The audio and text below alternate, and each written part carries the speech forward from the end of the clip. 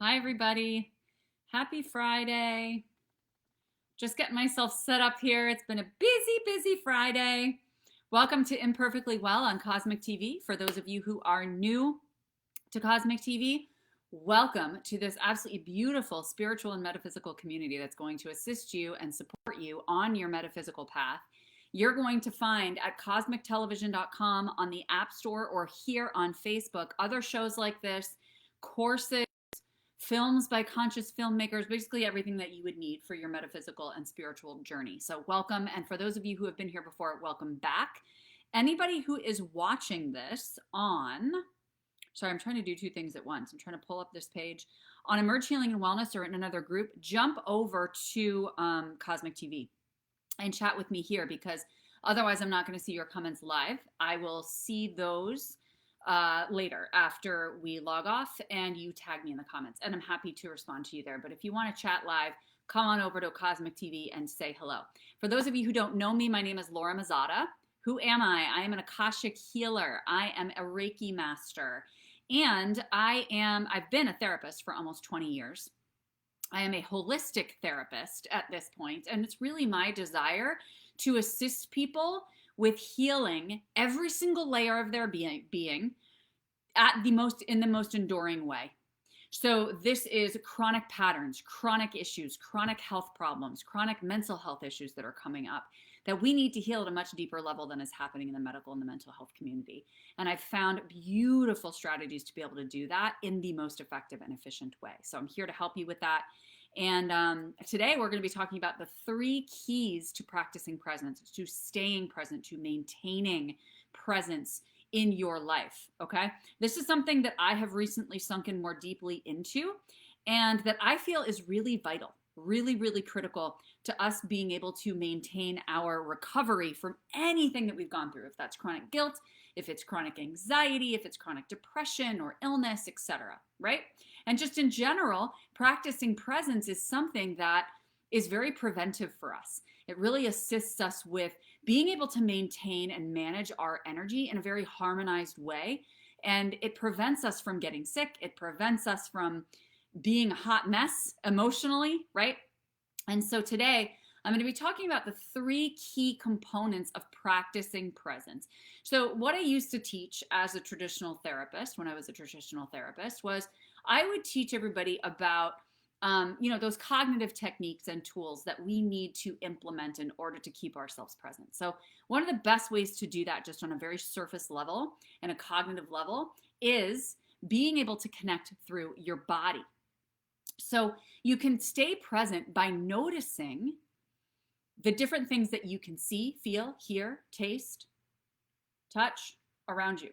So using your 5 senses, I call it the 5-5-5 technique, where you look around and in the moment you can say, okay, I see that light, I see myself in the camera, I see my microphone, I see my water, I see my phone, right? Naming 5 things I can see. Then I look around and I name 5 things that I can touch, 5 things that I can hear.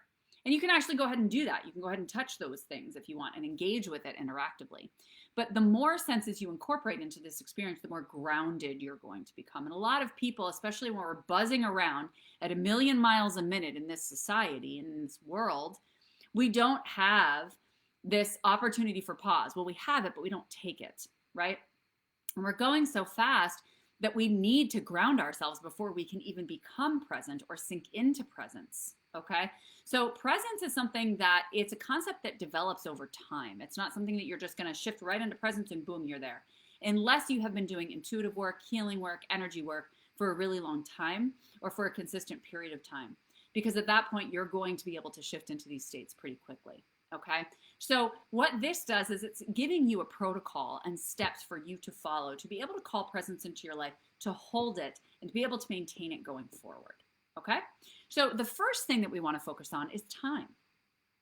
So how much time are you carving out for yourself, for your family, for nature? What is that thing that makes you feel present, right? One of the things that really makes me feel present is being with my kids, doing some kind of activity with my kids, being with my puppy. I'm very, very present. Now, again, very sensory, right? I'm hugging her, I'm holding her, I'm playing with her, I'm talking to her, I'm hearing her, I'm smelling her. You know, all of those components are part of it that allow me to be present. So this is when we're talking about interactive presence, right? Like presence while we're with somebody else or in our interacting with our environment in some way, shape, or form. Okay. And we want to be able to open up time to be able to devote to the areas that we feel bring the most presence with them. Okay. The most engagement of our senses, the most engagement of our focus, where you're so wrapped up in the experience that you're experiencing that moment that you're not thinking about all the other things you have to do. You're not thinking about all the other stuff because you're very grounded and you're appreciative of all of the sensory information that's coming to you from this interaction. There's also setting aside time just for you, being present just with yourself. So you don't have to start with presence. You can just start with carving out time. You can carve out time for 30 seconds intentionally. And it starts to open up time for you going forward. Because what you're doing is you're saying, I'm making a commitment to sitting with myself and to focus on what's going on in my being, what's going on in my immediate environment, how I'm feeling emotionally, what my thoughts are. Or you're just literally closing your eyes and focusing on, what am I wearing today? What does my hair look like? Not from a place of judgment, but from a place of awareness, just gathering awareness of the state that you're in the moment, right? So you need time to do this, okay? And we're not going to have any presence come forward if we're just rushing constantly. So you don't have to put anything into this time that you open up. Simply open it up. Fill it with whatever you desire as long as it's around intention and focus with yourself or intention and focus with your interaction with things that allow you to feel more grounded and present and immersed in a full experience.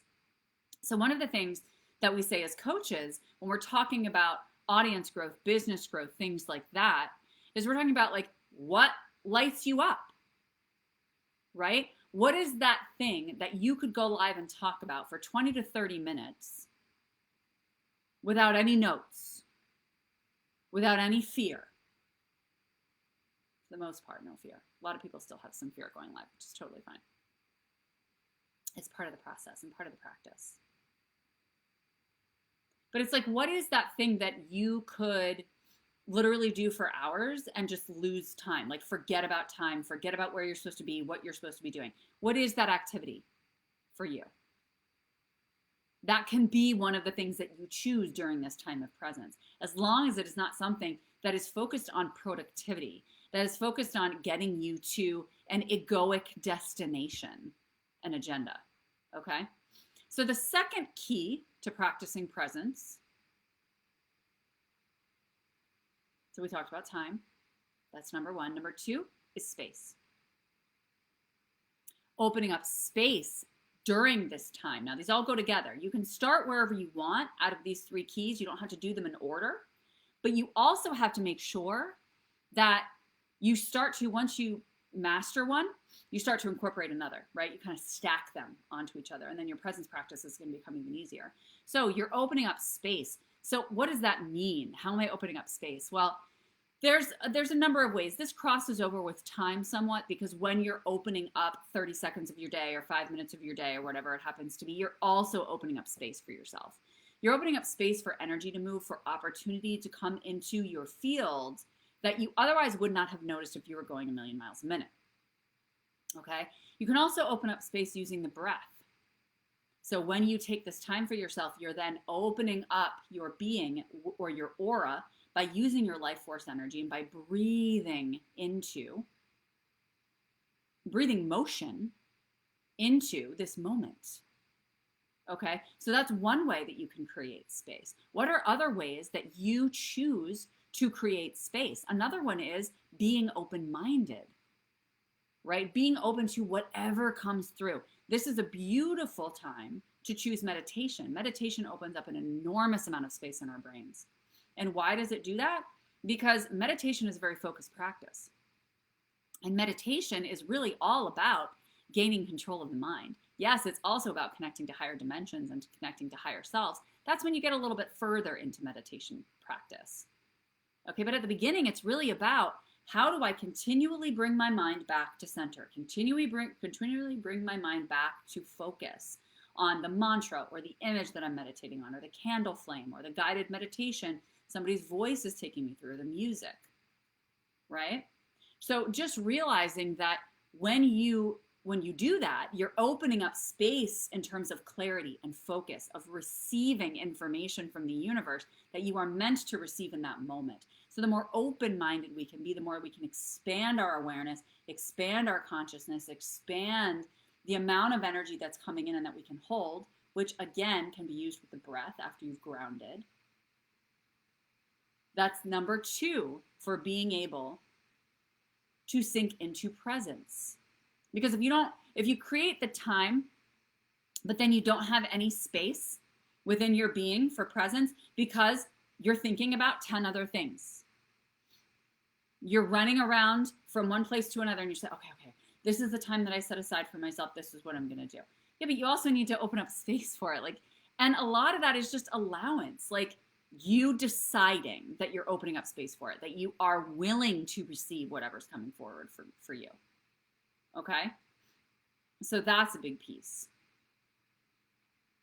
And then number 3 is patience. So number 1 was time, number 2 was space, and number 3 is patience. How much patience, on a scale of 1 to 10, drop it in the comments, do you have?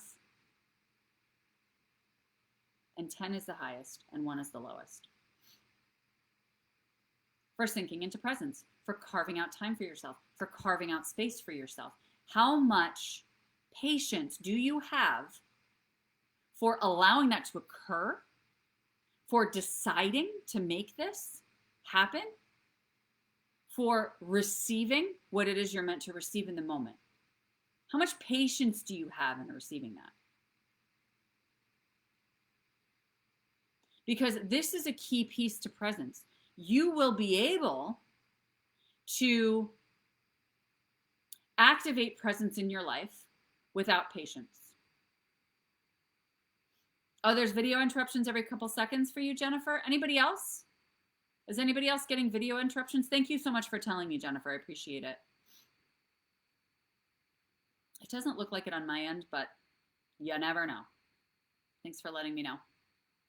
So you can practice presence with just time and space, with those 2 keys, okay? And you can practice presence without having patience. But what you're going to experience is that when you bring patience into the mix, it deepens your presence so much more. Okay, Ashley, thank you. Yeah, because I monitor on my phone too, and I can tell when it's glitchy, and it doesn't look like it is. So maybe it's on your end, Jennifer, but I really appreciate you letting me know. So anyway, that's the thing. It's being able to identify for yourself, where am I in terms of my level of patience with myself? Because that's going to determine how deeply you can sink into this presence practice, how much you're actually going to embody it, how much you're actually going to maintain it going forward.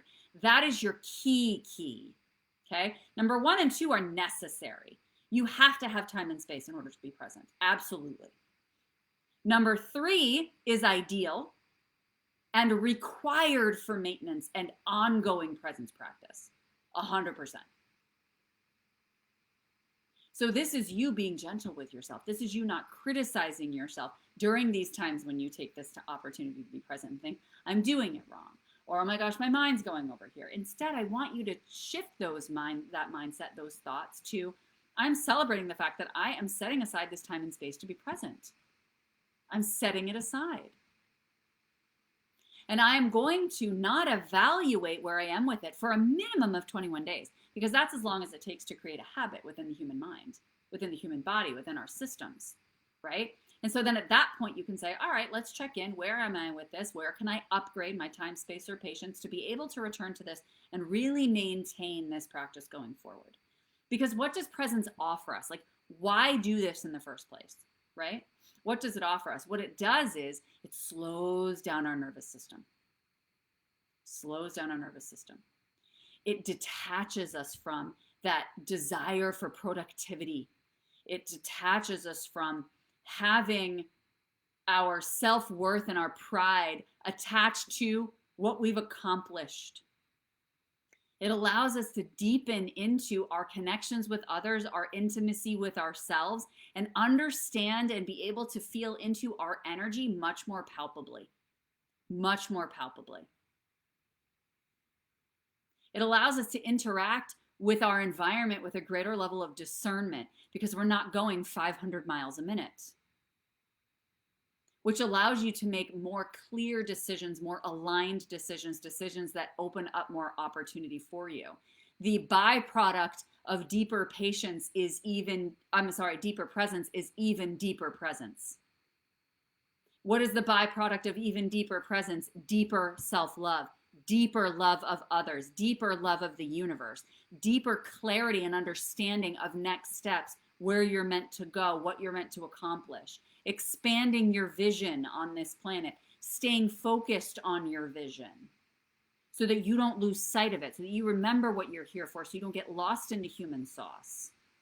Okay? So these are really critical components: time, space, patience. Patience is the only one that's kind of has some wiggle room, but that's the one where you're going to offer yourself the opportunity to have this maintained so that you don't have to keep practicing it over and over and over again. It's just going to become automatic. You're just going to automatically sink into it. Your kid's going to come over and say they want to do something with you, and you're going to be like, oh my gosh, yes, thank you. Thank you for the opportunity.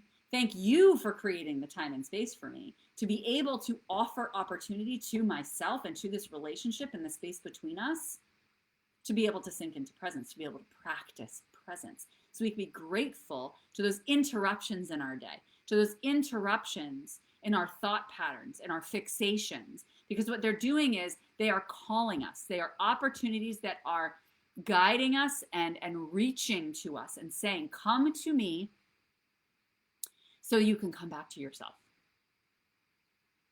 I'm opening up opportunity for you, and it's right here for the taking. So when those things interrupt your stream of consciousness in your middle of typing something and it's like, oh, just let me finish this, you've missed an opportunity.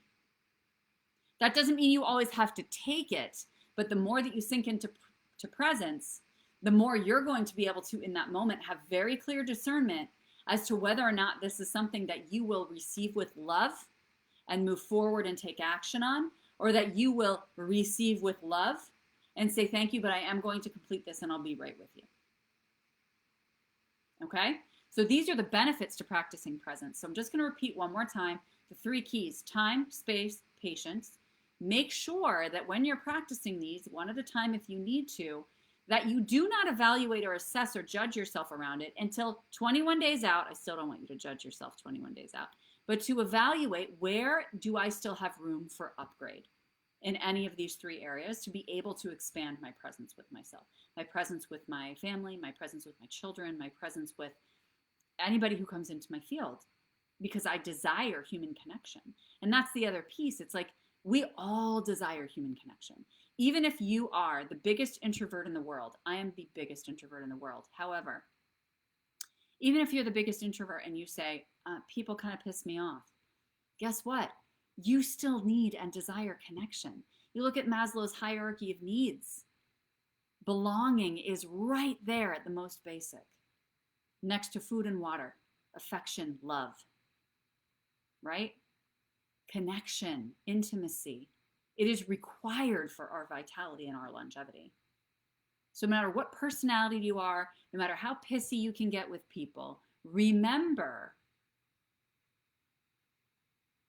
yes, you are a human being, and I want you to forgive yourself for any stumbles along the way. But I also want you to forgive other people. Realize that we're in this together. Realize that this is all a collaboration and a co-creation, and that you get to decide how present you're going to be and how available you are to the people in your world and how available you are to yourself. Okay? You may be somebody who in your presence needs complete silence. You may be somebody who requires or desires to have music playing. You get to create that space however you desire. But these are the 3 keys that I really want you to focus on going forward. And then comment here. Let me know how it's going. Let me know where you're struggling. Let me know those areas that you need an upgrade, but you don't really know where to go with it. You don't know how to do that. Okay? You can tag me in it so that I can jump into your comment and give you the love that you need. I also have a course coming up next week. It's only $44. It's a 5-day intensive for only $44.44. It's called Invigorate Amplified. And what we're going to be doing is taking any of this stagnant energy, this chronic guilt energy, chronic anxiety, depression, physical illness, whatever you want to call it, that you've created a story around, right? This could be a story that you've created around past experiences, around your trauma, around, well, I'm depressed or I'm sick, right? How can we shift the narrative around that to bring you into a space of greater empowerment? Is it going to heal you instantly? Sometimes, not necessarily. Thank you, Cassidy. We just dropped the link for Invigorate, so you guys can check that out and sign up, because we start on Monday. It's going to be at a private Facebook group. There's a beautiful workbook that goes with it. I love workbooks. And so we're going to be taking you through a very clear, tried and true protocol for being able to move through your densest stories and your biggest levels of stagnation. Okay? We're going to be bringing you into the space of presence. We're ending this series with I am, right? Identifying yourself differently, claiming this new version of who you are. So check out the link that we just dropped. It's only $44. It's a 5-day intensive. Absolutely mind-blowing. This is the most powerful, low-cost / free course. It was free for a few days, then it went to $11.11, then it went to $22.22, now it's at $44.44. I ran this in 2020. It's perfect timing with the holidays coming up. People's lives were changed long-term because of this experience.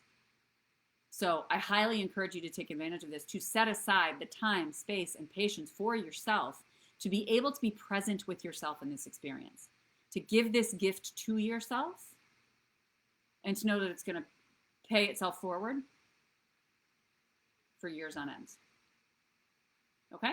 Let me know if you have any questions. And I will be here next Friday at 2:15 p.m. Eastern, live here on Cosmic TV for Imperfectly Well. And you can jump into my group, Room for Healing, if you want to get to know me a little bit better, if you want to chat a little bit more, see what other tools I have to offer. I also have a lot of free videos on my YouTube channel, Emerge Healing and Wellness. So I look forward to connecting with you further, and have a beautiful, beautiful weekend. Bye.